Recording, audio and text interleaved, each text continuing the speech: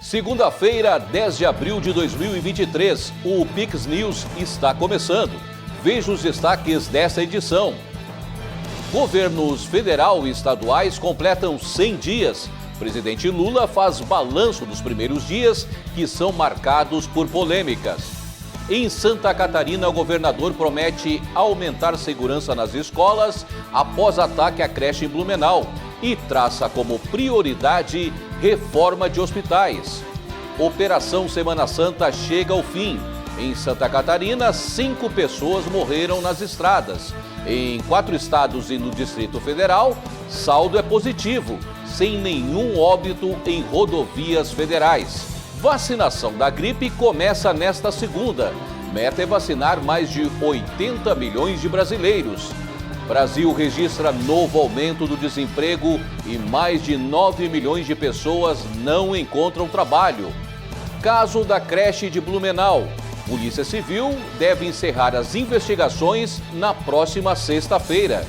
E tem os destaques do esporte. Final de semana com finais dos estaduais em todo o Brasil. Os melhores lances com Vinícius Pacheco ao vivo aqui no estúdio. Essas e outras notícias agora no Pix News.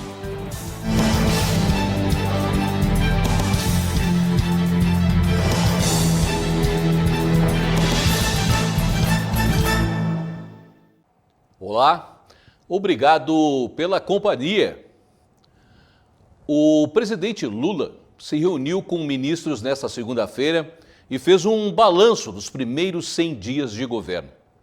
Os últimos meses foram marcados por polêmicas e pouca estabilidade econômica. O terceiro mandato presidencial de Luiz Inácio Lula da Silva completa 100 dias nesta segunda-feira, marcado por algumas polêmicas. Logo na primeira semana, o presidente teve que lidar com os ataques às sedes dos 3 poderes em Brasília, no dia 8 de janeiro. Senadores tentaram abrir uma CPI para apurar se o governo federal sabia da organização dos atos de vandalismo. Ainda nas primeiras semanas de governo, Lula precisou reviver um problema antigo: socorrer indígenas Yanomami no Pará, que há décadas passam por problemas humanitários causados pelo garimpo ilegal. Lula manteve o programa assistencial Auxílio Brasil do governo Jair Bolsonaro, retornando ao antigo nome Bolsa Família, que é a junção de auxílios criados no governo Fernando Henrique Cardoso. Apesar da crise econômica, Lula tenta manter diálogo na política externa. Apesar de dizer que o país vive um isolamento internacional, Lula, por enquanto, só visitou a Argentina, Uruguai e os Estados Unidos. O petista também se envolveu em polêmicas.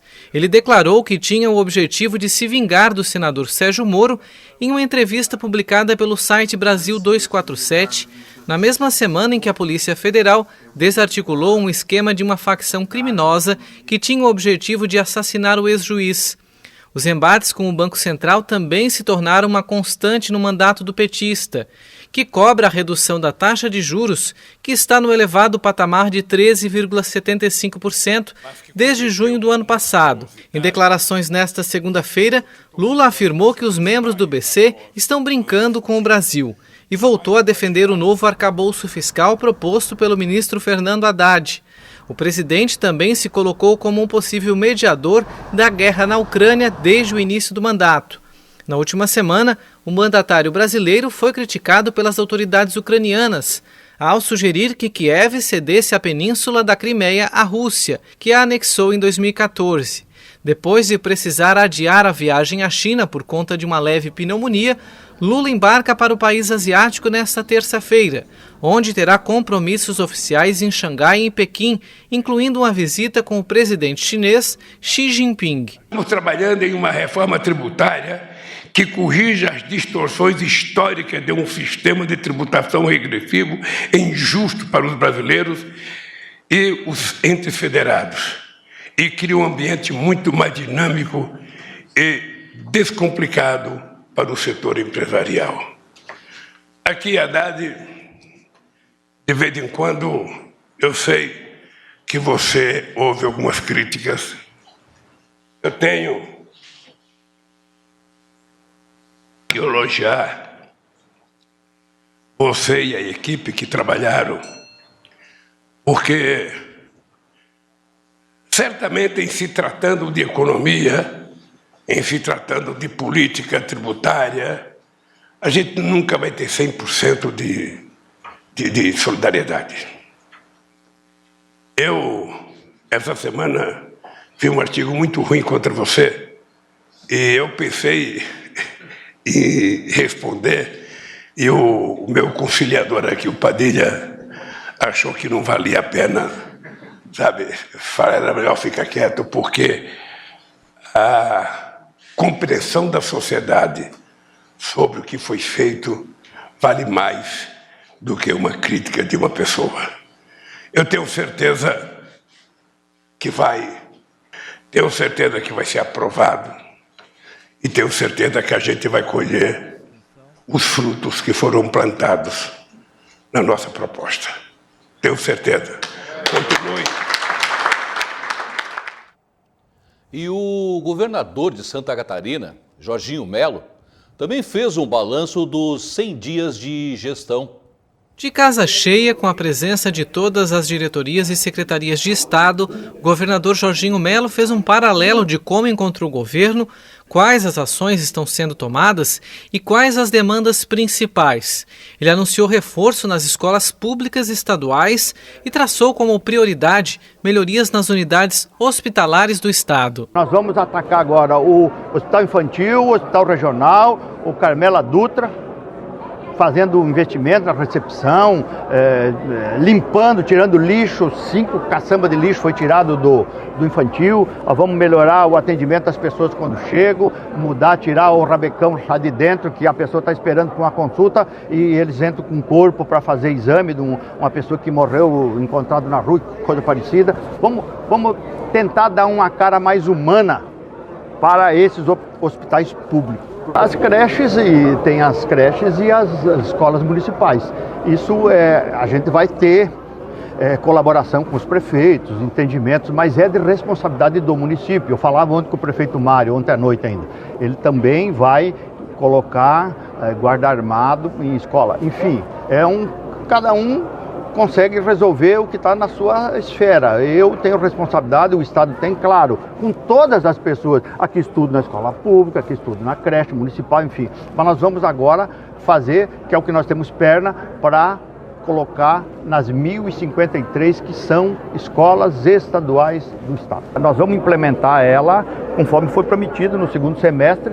Não vamos fazer 100% porque a grana está curta, mas vamos começar com 40% e vamos evoluindo.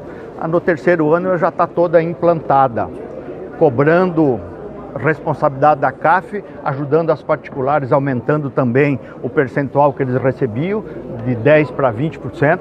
Já está tudo encaminhado, o professor Simadon está tratando com eles, para que eles também possam aumentar o ganho deles, possam se preocupar com os alunos, enfim, e a gente possa cumprir um compromisso de campanha que é a universidade gratuita para os catarinenses. E começou nesta segunda-feira a campanha de vacinação contra a gripe em todo o país. O Ministério da Saúde estima vacinar mais de 80 milhões de pessoas. Segundo o Ministério da Saúde, a meta é vacinar até 31 de maio pelo menos 90% do público prioritário para a imunização, que soma 81,8 milhões de pessoas. Entre os alvos da campanha estão pessoas com 60 anos ou mais, crianças de 6 meses a 5 anos de idade, trabalhadores da saúde, professores, gestantes e puérperas. Também fazem parte do público prioritário povos indígenas, ribeirinhos, quilombolas, profissionais das forças de segurança e salvamento, militares, pessoas com comorbidades, pessoas com deficiência permanente, caminhoneiros, trabalhadores de transporte coletivo, trabalhadores portuários, profissionais do sistema penitenciário, pessoas privadas de liberdade e adolescentes sob medidas socioeducativas. Neste ano, todos os segmentos prioritários serão imunizados ao mesmo tempo.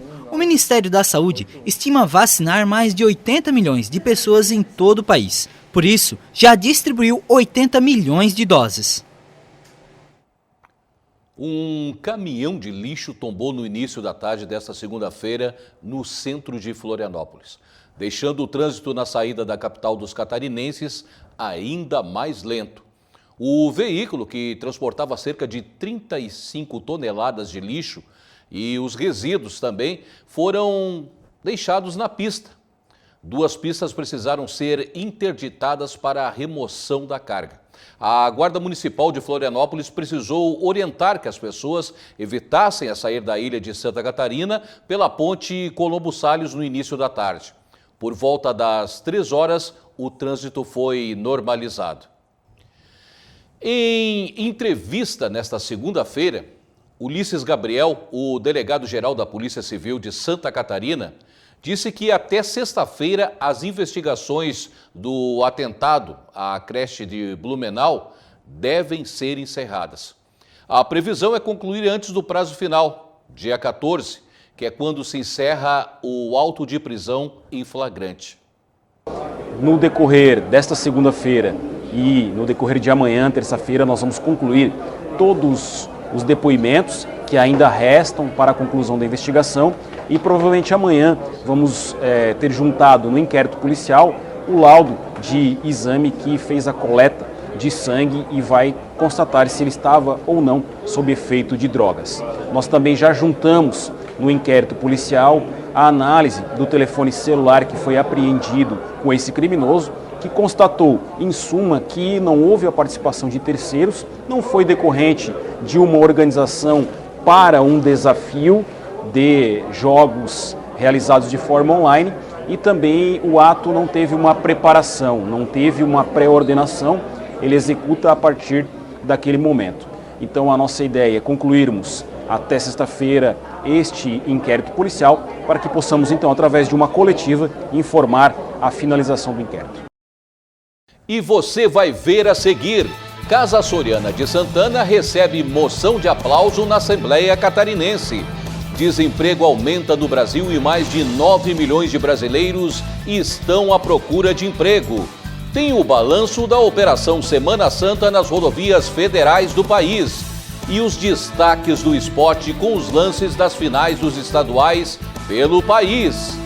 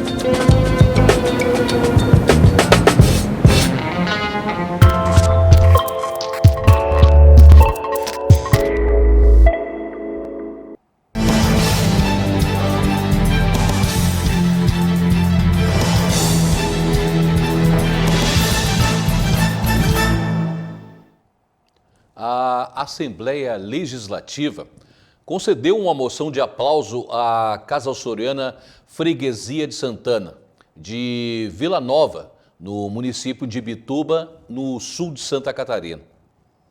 O ato faz parte das celebrações dos 270 anos da imigração açoriana em Santa Catarina.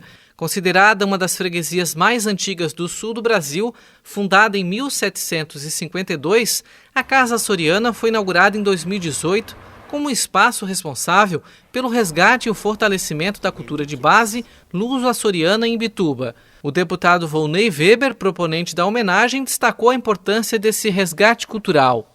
Imbituba celebra 270 anos dessa imigração, né? Aonde no ano de 2018 eles inauguraram a primeira casa açoriana, né? Inaugurada em Imbituba, e que nesse momento ela oportuniza diversas ações dentro da casa, desde o artesanato, palestras, relacionamentos, aonde eu tenho dito que bom que essa casa existe, porque é um ponto de encontro desta gente, dessa cultura, né? O presidente da casa, Ronaldo Augusto, recebeu a homenagem. A Casa Açoriana, ela vem para reavivar essa cultura deixada pelos açorianos. Então completamos agora em julho 5 anos de Casa Açoriana, junto com os associados. A casa ela é aberta para a comunidade, para que a comunidade, a escola consiga entender essa imigração, esse legado deixado pelos portugueses açorianos que desbravaram o nosso litoral de Santa Catarina, deixando hoje essa cultura, essa herança, né, que vem de Florianópolis, né, São José e vai até o sul, Laguna e o norte do estado. O IBGE divulgou um novo índice de desemprego que aumentou 8,6% no período de dezembro a janeiro. Mais de 9 milhões de brasileiros procuram emprego e não conseguem. O índice de desemprego no Brasil aumentou no período de dezembro a fevereiro. Dados divulgados pelo Instituto Brasileiro de Geografia e Estatística mostram que a taxa chegou a 8,6%, o que representa 9,2 milhões de pessoas que buscam trabalho e não conseguem. No trimestre móvel anterior, novembro a janeiro, o desemprego registrou seu primeiro aumento em 1 ano e meio. Segundo o IBGE, no último trimestre de 2022, o índice foi de 7,9%. Apesar do aumento, o valor no período de dezembro a fevereiro é o menor desde 2015. No mesmo trimestre do ano passado, por exemplo, a taxa ficou 11,2%. Segundo o órgão, o aumento pode indicar um retorno da sazonalidade normal do mercado de trabalho, que costuma registrar um aumento momentâneo do desemprego nessa época do ano. O Brasil registrou 6 trimestres de quedas significativas seguidas, que foram influenciadas pela recuperação do trabalho no pós-pandemia, já que muitos estados restringiram as atividades econômicas, como São Paulo, por exemplo. De acordo com o IBGE, 38,9% dos trabalhadores brasileiros trabalham na informalidade, sem carteira assinada, e muitos deles em condições precárias. Com o fim do feriadão de Páscoa, a Polícia Rodoviária Federal encerrou neste domingo a Operação Semana Santa nas rodovias federais em todo o país. Mesmo com muita orientação, milhares de motoristas foram flagrados dirigindo sem o cinto de segurança e sob efeito do álcool. Em Santa Catarina, algumas pessoas perderam a vida, embora com essa informação divulgada antes do feriadão em 4 colisões frontais. O movimento foi intenso nesse feriado nas principais rodovias federais do país. Em Santa Catarina, foram registrados aumento no número de acidentes e mortes durante a Semana Santa desse ano. A operação, que iniciou na quinta-feira, terminou às 0 horas desse domingo.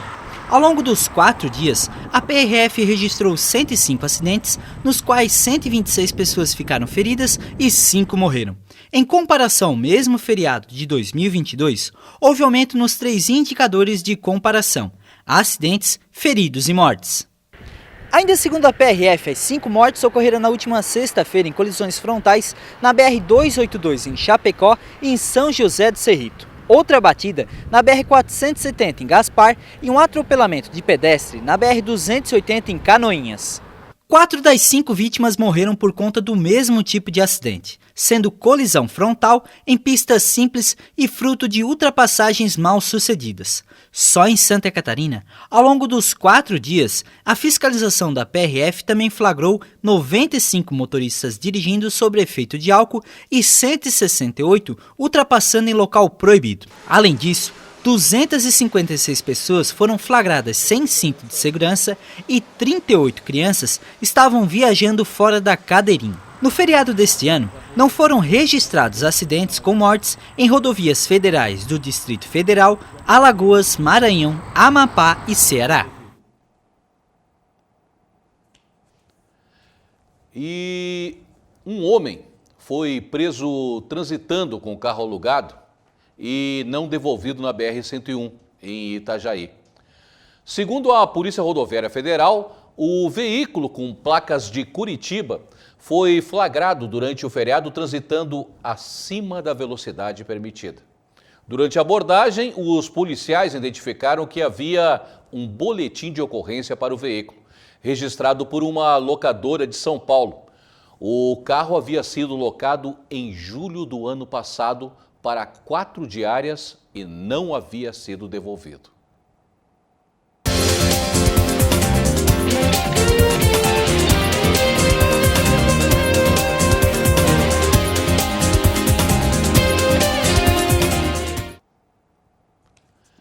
E agora a gente vai falar de esporte.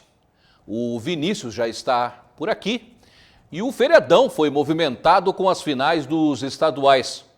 Parece que teve favorito que não levou, né, Vinícius? Pois é, Marcelo, uma boa noite para você, uma boa noite para todo mundo que está nos acompanhando aqui no Pix News. Teve favorito aí que fez valer o seu favoritismo, né, o caso do Palmeiras. Teve aí time, como semana passada a gente havia falado, que tinha aberto um placar não tão elástico, era o caso do Flamengo, mas não conseguiu fazer esse placar valer e fazer ganhar em casa. Mas essa matéria a gente vai falar daqui a pouquinho. A gente vai... Opa, acho que está com um probleminha aqui no nosso micro.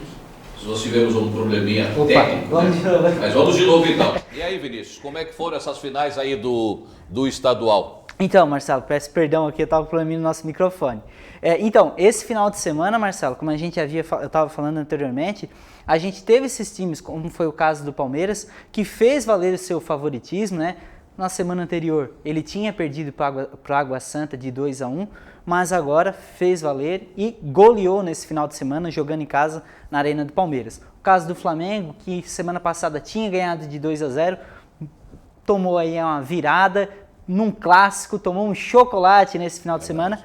Mas essa matéria, a gente vai falar ela daqui a pouquinho, a gente vai falar sobre ela, que o VT ainda não está prontinho. Mais uns 2 minutinhos a gente vai falar para você. O que a gente vai passar para você, Marcelo, é que no ranking da FIFA foi atualizado, né?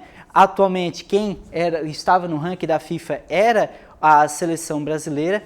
Esse ranking foi atualizado e quem assume a liderança do ranking mundial das seleções é a seleção argentina, que volta a esse posto depois de 6 anos, fazia 6 anos que não estava ali no topo das seleções mundiais. Agora assume, o Brasil ficou no terceiro colocado, a seleção da França ficou na segunda colocação. Vamos aí, roda VT. O Brasil não é mais o líder do ranking da FIFA de seleções. A Argentina de Lionel Messi assumiu a liderança da classificação na lista divulgada pela Federação Internacional de Futebol. Os franceses apareceram em segundo e a equipe verde e amarela em terceiro lugar. A atual campeã do mundo venceu os amistosos disputados nas últimas semanas contra o Panamá e Curaçao.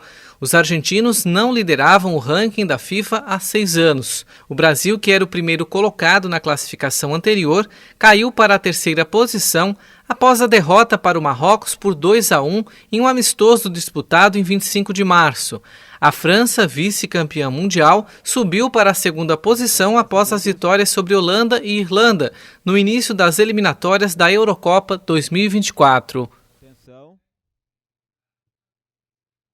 Pois é, Marcelo, agora sim a gente vai chamar os estaduais, que nesse final de semana a gente teve aí as decisões dos campeonatos estaduais, como a gente falou anteriormente. Tivemos aí o Grêmio, na semana anterior também havia empatado, agora voltou ao resultado e conseguiu ganhar em casa. Tivemos também o campeonato catarinense, o time do Criciúma ganhando depois de 10 anos, Marcelo, aí uma década sem ganhar o título. Então agora a gente tem novamente o Criciúma, o time carvoeiro, com o título na mão. Roda aí o VT, Vini. Decisão pelos estaduais do Brasil. Vamos começar pelo Sul. Grêmio e Caxias disputaram a final do Gauchão na Arena do Grêmio. Chances para os dois lados, mas o Grêmio se mostrava mais perigoso. Muitas bolas colocadas para dentro das áreas, chutes de longe, mas nada de gol. Luizito, após uma bobeada da defesa do Caxias, chegou a finalizar na trave. Mas foi só após uma marcação de pênalti que veio a melhor oportunidade para os donos da casa abrir o placar. A penalidade foi sinalizada pela equipe do VAR. Luiz Soares sofreu o pênalti e ele mesmo cobrou. Forte e alto no canto. Grêmio 1-0. Caxias ainda teve chances de igualar o placar, mas desperdiçou. Grêmio ainda marcou o segundo, mas foi anulado pelo VAR. Terminou assim, 1-0. Grêmio hexacampeão gaúcho.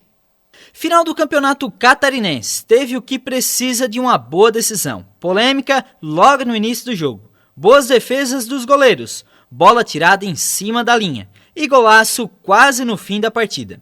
Helder Silva, aos 32 minutos do segundo tempo, com um chute forte no canto, marcou o único gol da partida, que deu o título para o time carvoeiro após 10 anos desde a última conquista, Criciúma campeão catarinense 2023.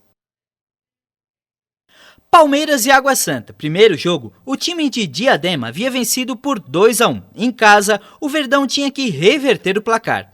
No início da partida, boas chances de fora da área, mas não demorou muito para o Palmeiras abrir o placar.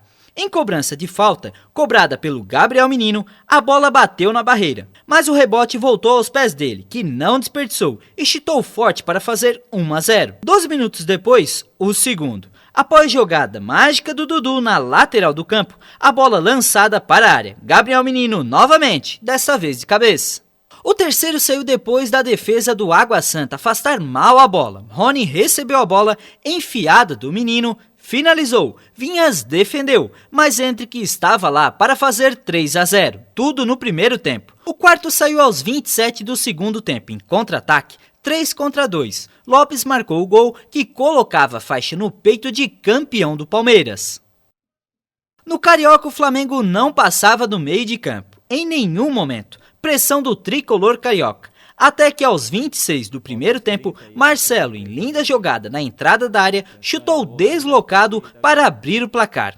Depois de um vacilo pelo lado esquerdo do Flamengo, o Flu pegou a defesa do Fla desmontada. Troca de passes entre Keno e Ganso, que deixou o Cano livre na cara do goleiro Santos. Bastou chutar no canto. Já no segundo tempo, o VAR viu mão na área do Flamengo. Pênalti que o Cano cobrou e marcou. Santos até pegou na primeira, mas voltou para os pés do artilheiro. 3-0 para o Flu. A partir daí, o tricolor já estava revertendo o placar feito na semana passada, quando o Flamengo havia ganhado de 2-0.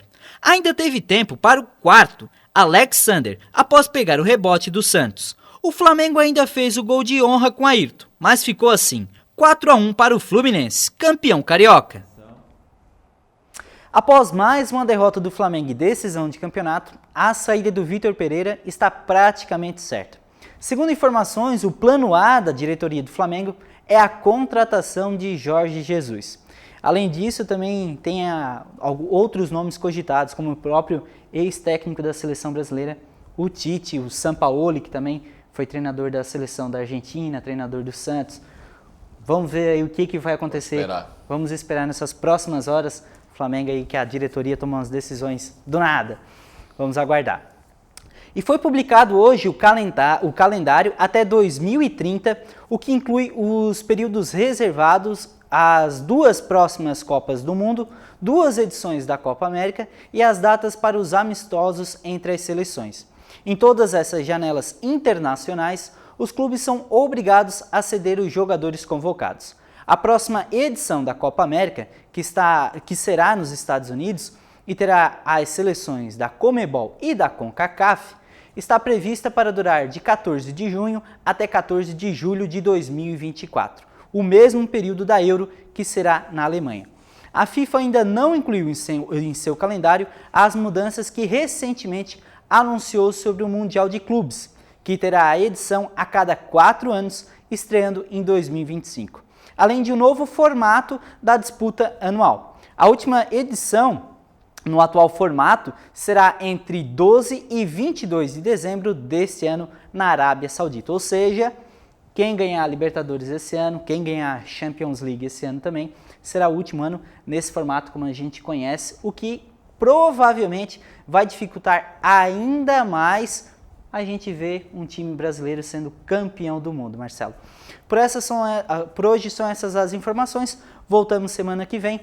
Esse sábado começa o Brasileirão, então a gente vai trazer aí um pouco mais sobre os gols desse sábado e domingo, nesse final de semana no Brasileirão. Muito obrigado, Marcelo. Muito obrigado a toda a audiência da Pix TV. Obrigado, Vinícius. E essa edição do Pix News fica por aqui. Mais notícias você tem no nosso site, pixtv.com.br. Obrigado pela companhia e tenha uma ótima noite de segunda-feira e nos encontramos amanhã.